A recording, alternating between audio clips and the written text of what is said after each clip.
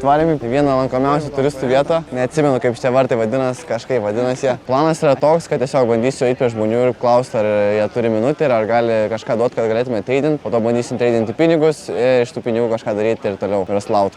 Iki 100 eurų. Sorry guys, do you have a minute? We're traveling across Europe, we're filming a documentary. We were like with no money. So we were wondering if you have something so we could trade. I don't know, anything. Anything else but bottles, anything?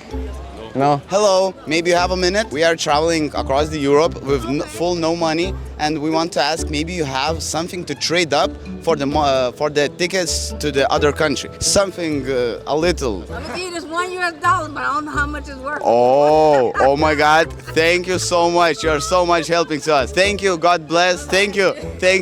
Goodbye. Turim vieną dolcą, kuris negalioja, bet čia yra žiauriai puikiai pradžia, nes žmonėm galėsim sugalvoti kažkokią netikrą istoriją, prigydyti ir iškeisti. Tai čia yra žiauriai gerai. Puikiai pradžia, važiuojam toliau.